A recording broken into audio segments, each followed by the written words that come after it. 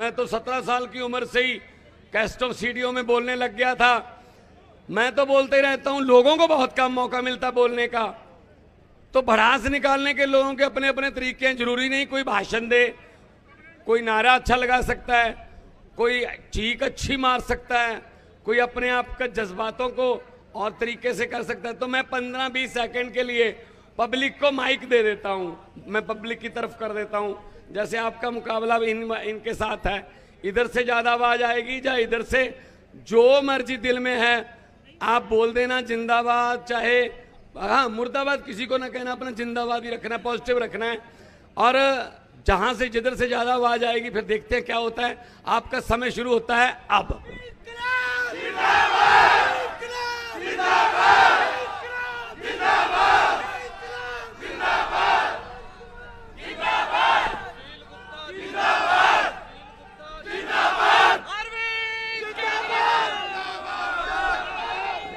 बहुत बहुत बहुत बहुत मुबारक, रिजल्ट आ गया, रिजल्ट आ गया। दोनों पक्ष बराबर रहे, क्योंकि मैं प्यार में अंतर नहीं कर सकता कि इधर वाले कम करते हैं इधर वाले ज्यादा करते हैं।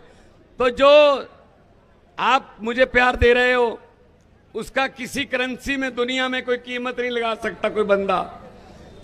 जो प्यार, गाड़ी पे फूलों की वर्षा हो रही है, माएं बहनें दुआएं दे रही हैं, नौजवान लड़के कंधे पे हाथ रख के सेल्फियां ले रहे हैं, बच्चे प्यार दे रहे हैं, लोग अपने घरों से, मकानों से, दुकानों से बाहर निकल के बेवफ कर रहे हैं। और सबसे बड़ी बात ये कि 25 तारीख के लिए मुझे आश्वासन दे रहे हैं कि फिक्र मत करना। और मेरे लिए सबसे बड़ी बात यह है, इस विधानसभा में आने के लिए या इस धरती पे आने के लिए आज मेरे लिए बड़ा दिन है, क्योंकि रिश्तेदारी का मामला है। और रिश्तेदारी भी वो है जो टूट नहीं सकती। सो आज मैं वो वाला तो नहीं हूं, लेकिन आज मुझे भी घर पे जाना है भाई साहब। लेकिन आज उनकी भी इज्जत का सवाल है जो घर बैठे हैं। तो दोनों हाथ ऊपर उठा के दो नारे लगा के हौसला बढ़ा दीजिए, इनकलाब इनकलाब, बोले सो निहाल। और पूरा परिवार, रिश्तेदार सारे यहीं पे साथ में हैं। सुशील गुप्ता जी हमारे कैंडिडेट हैं और मैं आज जाके बताऊंगा, वैसे तो सुन लिया होगा लाइव कि बहुत अच्छा प्यार, बहुत इतना मान इज्जत मिला। दुनिया भर में जहां भी जाता हूं मान इज्जत दे रहे हो आप, उसका कोई करेंसी में कोई मूल्य नहीं होता। 25 मई को सुबह घर से निकलना 7 बजे और 7:30 बजे तक काम करके वापस आ जाना, बटन दबा के झाड़ू वाला। 25 मई को आप बटन दबाकर आपकी जिम्मेदारी खत्म, हमारी जिम्मेदारी शुरू। ये इस समय तक तो काम हो गया होगा। और मैं आपको खुशखबरी बता रहा हूं, जो 4 राउंड की वोटिंग हुई है उसमें बीजेपी बिल्कुल खत्म हो रही है। इसीलिए प्रधानमंत्री जी के भाषण बदल गए।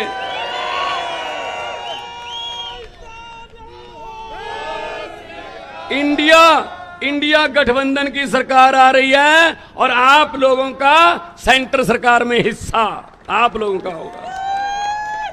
आम आदमी पार्टी के बिना सरकार नहीं बनेगी कोई, और आम आदमी पार्टी कोई गलत काम करने नहीं देगी किसी को। दोस्तों, हम लोग आम घरों से आए हैं। मैं एक टीचर का बेटा हूं। मेरे पिताजी साइंस पढ़ाते थे, मैं मैथ भी पढ़ाते थे, और उन्होंने बीएड, जो एमए बीएससी बीएड थे, बीएड उन्होंने कैथल से की थी। तो आम घरों से निकले हुए हैं। पहले कलाकारी में आपने मान सम्मान दिया, उसके बाद इधर इतना बड़ा अगर मैं 7 जन्म तक हर साल धन्यवाद करता रहूं, शायद आप दे रहे हो करने के लिए।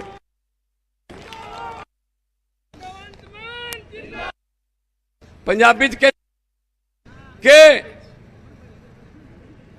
परमात्मा जदों किसे ते भार दिंदा नाल हौसला भी दिंदा है। मैनू पत्रकार कहंदे असी एक इंटरव्यू किया, असी नाम लवांगे कुछ लीडरां दे, तुसी उस वक्त ही सानू दस्सिओ कि उहदे बारे की सोचदे हो। कोई इदां लिख कहंदे बिल्कुल सही जवाब। कहंदे कैप्टन अमरिंदर सिंह। मैं क्या महलों में रहने वाले लोग हैं। जब मुगलों का राज था मुगलों के साथ थे, जब अंग्रेजों का राज था अंग्रेजों के साथ थे, जब कांग्रेस का राज था तो कांग्रेस के साथ थे, जब अकालियों का राज था तो अकालियों के साथ थे, आजकल भाजपा का राज है तो भाजपा के साथ हैं, कभी पब्लिक के साथ नहीं हुए। कहते जी नरेंद्र मोदी। मैंने कहा किसी भी बात को किसी भी बात से कहीं भी फिट करके बोल देते हैं और साथ में कहते हैं मेरी गारंटी है, और ऐसा लगता है जैसे झूठ इतने अच्छे तरीके से बोलते हैं जैसे सच हो। कहते कैसे? मैंने कहा चंद्रयान की लॉन्चिंग पे चले गए, वहां पे इसरो में जब चंद्रयान को लॉन्च किया, वहां जाके भाषण दे दिया, मेरा इसरो से पुराना नाता है। मैं भी सुन रहा था, मैंने कहा 8वीं क्लास का सर्टिफिकेट तो मिल नहीं रहा, इसरो कहां से आ गई? इसरो कहां से आ गई? इसरो में तो पढ़े लिखे लोग जाते हैं भाई, साइंटिस्ट लोग जाते हैं वहां। तो ये कैसे जोड़ेंगे अब इसरो से पुराना नाता? कहते जब मैं स्कूल जाता था, 2nd 3rd क्लास में पढ़ता था, तो पढ़ाई में मेरा हाथ तंगी था, तो हर टीचर आके मुझे बोलता था तू अब इसरो में बैठ, अब इसरो में, अब इसरो में, अब इसरो में, अब इसरो में। मेरा इसरो से पुराना नाता है। कहते अरविंद केजरीवाल, इसके बारे में क्या कहोगे? मैंने कहा इस कदर वाकिफ हो गई है मेरी कलम मेरे किरदार से, इस कदर वाकिफ हो गई है मेरी कलम मेरे किरदार से कि इश्क भी लिखना चाहता हूं तो इनकलाब लिखा जाता है।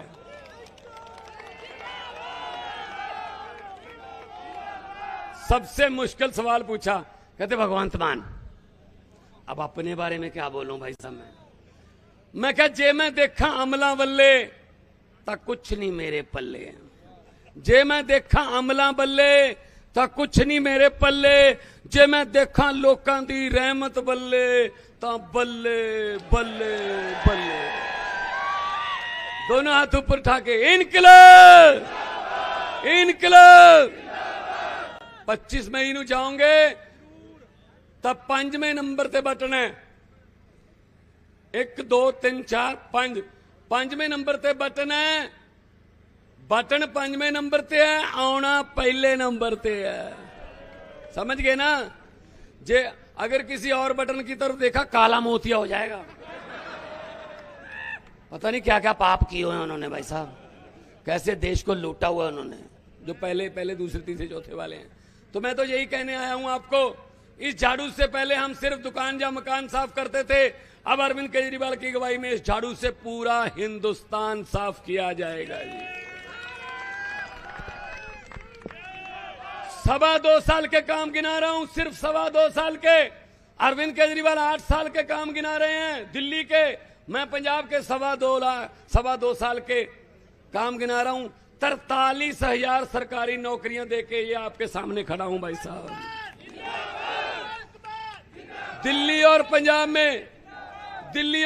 में 90% घरों को बिजली का बिल 0 आता है भाई साहब, बिल 0 आता है। और दिल्ली और पंजाब में महंगे से महंगा टेस्ट, महंगी से महंगी दवाइयां गरीबों को सरकारी अस्पतालों में बिल्कुल मुफ्त मिलती हैं भाई साहब। दिल्ली और पंजाब में स्कूल शानदार हो गए, सरकारी स्कूलों का रिजल्ट प्राइवेट से अच्छा आता है।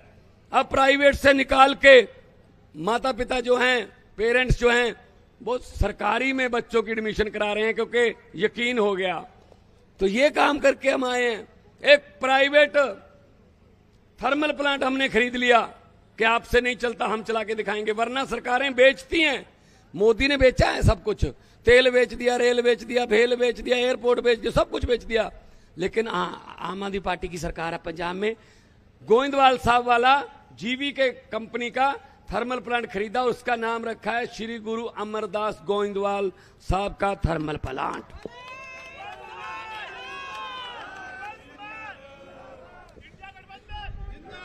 पंजाब में 16 टोल प्लाजे बंद कर दिए। जो ऐसी चल रहे थे 2-2 साल 3-3 साल हो गए थे, उनकी म्याद खत्म हुए। हमने जब निकलवाया, कहते जी पहले वाले भी ऐसी करते थे कि हम 400 दिन की मोहलत मांगते थे, बढ़ा दो। वो कहते 200 दिन मेरा, 200 आपका, मेरे वाले जरा पहले दे जाओ पैसे। मैंने कहा बोरिया बिस्तरा उठाओ, चलते बनो, यहां पैसे की या करप्शन की बात नहीं करनी, वरना अंदर कर दूंगा मैं यहां पे। 16 टोल प्लाजे बंद किए, 58,77,000, 58 लाख, लगभग 60 लाख रुपया एक दिन का पंजाबियों का बचता है। 60 लाख एक दिन का टोल प्लाजे बंद करने से। पंजाब में नहरों का पानी सीधा खेतों में जाता है। और ट्यूबवेल बंद करेंगे तो बिजली बचेगी, बिजली बचेगी तो बिजली की जो सब्सिडी देता हूं उससे 1-1 हजार रुपया जो महिलाओं को मान सम्मान की बात करी है वो पूरी करूंगा। भाई साहब ऐसी गारंटी नहीं देंगे जो पूरी ना हो सके, पूरी करूंगा।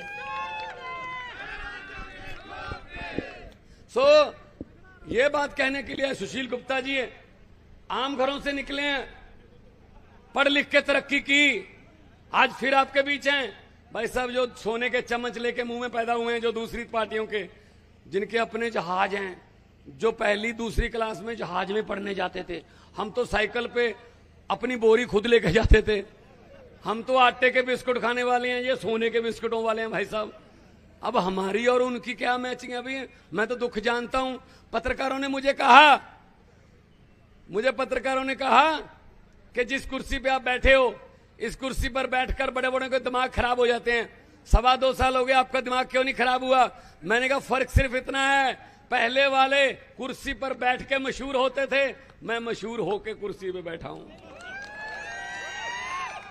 मुझे कोई शौक नहीं है कि मेरी फोटो अखबार में आए या मेरी फोटो टीवी में आए या मेरा नाम छपे। एक ही शौक है, एक ही चाह है कि मैं पंजाब के, देश के सब लोगों के, गरीबों के काम आ सकूं। मैं किसी का, मेरे साइन होने से किसी के घर का चूल्हा बंद ना हो, उस घर का चूल्हा जले और उसकी कबीलदारी जो है वो पटड़ी पे आए। मैं ये चाहना, मैं किते हिस्सा नहीं पाना, ना मैं रेते दियां खड्डां च हिस्सा पाना है, ना मैं किसी बस च हिस्सा पाना है, ना ढाबे च हिस्सा पाना है। हिस्सा पाना है तो मैं गरीबां लोकां दे दुखां सुखां च हिस्सा पाना, और किते हिस्सा नहीं पाना। सो वीरो, मेरे वर्गे कमले नूं किसी ने क्या कि जिन्ना समा तू इधर लाया अपने कामकार ती ला लेंदा, हुण तक तू मेरे मित्रा पैसे बहुत कमा लेंदा, पैसे नाल पोजीशन बनदी, कोई कारोबार चला लेंदा, धनिया दी सूची विच तू भी अपना नाम लिखवा लेंदा। अगे जवाब आया, गल तां तेरी ठीक है मित्रा, मैं पैसे बहुत कमा लेंदा, धनिया दी सूची विच मैं भी अपना नाम लिखवा लेंदा, पर रुखां नाल शामां मिटदियां, ये समा सब नूं ढा लेंदा। ओ किन्ने धनी हो तुर गए, कौन किसे दा नाम लेंदा, कौन लिखदा फिर सच्ची गुरबाणी, जे नानक हट्टी पा लेंदा।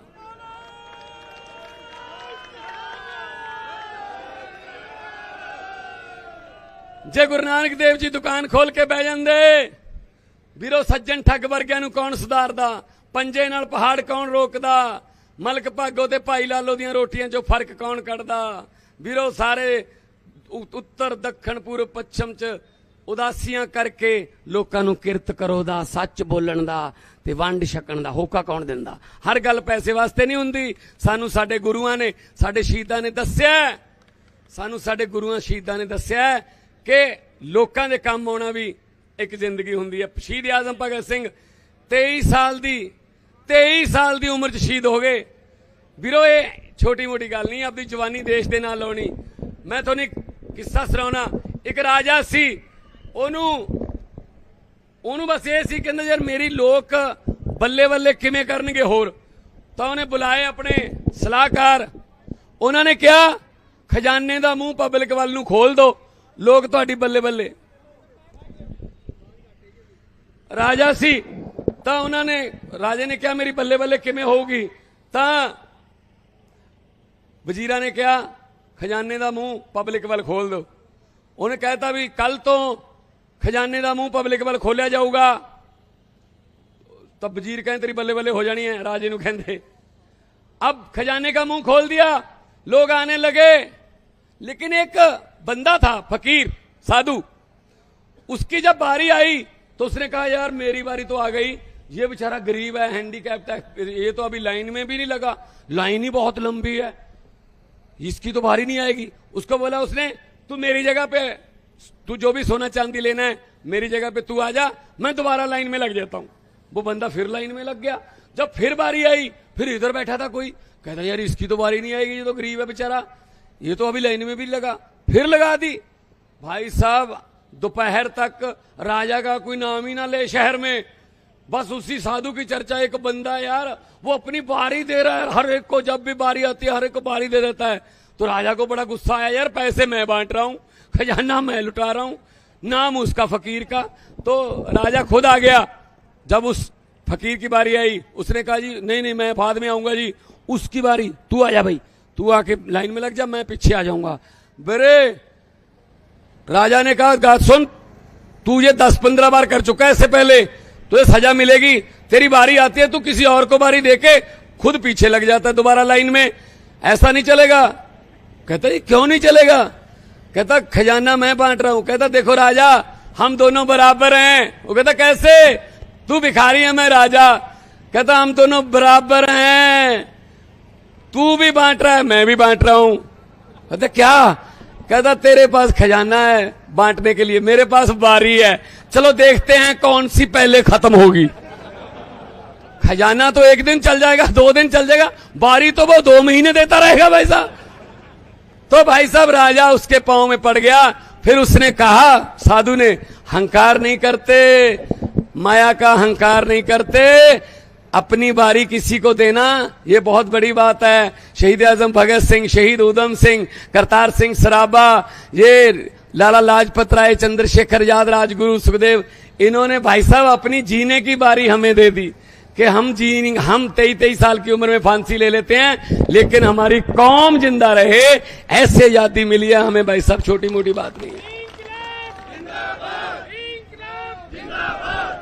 सो मैं शहीद आजम शहीद उधम सिंह की धरती से आता हूं सुनाम पढ़े हैं और शहीद भगत सिंह के फैन हैं उनके गांव में जाके ओथ सेरेमनी की थी पगड़ी उनके कलर की पहनते हैं भगत सिंह के रंग मनपसंद रंग बसंती की पगड़ी पहनने से भगत सिंह नहीं बनता कोई मैं तो कोई उनकी पांव के तिनके के बराबर भी नहीं हूं लेकिन कम से कम जिम्मेदारी का तो पता रहता है कि भाई 23 साल की उम्र में कुर्बानी दी है देश के लिए उस देश को बचाना उस देश का संविधान बचाना उस देश का लोकतंत्र बचाना हमारा फर्ज है पहले ही दिन ऑर्डर दिए थे कि पंजाब में किसी भी सरकारी दफ्तर में मुख्यमंत्री की फोटो नहीं लगेगी फोटो लगेगी तो शहीद आजम भगत सिंह और डॉक्टर भीमराव अंबेडकर जी की लगेगी और किसी की नहीं लगेगी तो दोनों हाथ ऊपर उठा के ये आश्वासन दे दो मुझे भी पता चले कि इस एरिया तो खास तौर पे ये एरिया तो मेरे दिल के बहुत करीब है मेरी जिंदगी के बहुत करीब है तो मुझे थोड़ा आश्वासन हो जाए हौसला हो जाए दोनों हाथ ऊपर उठाकर इनकलाब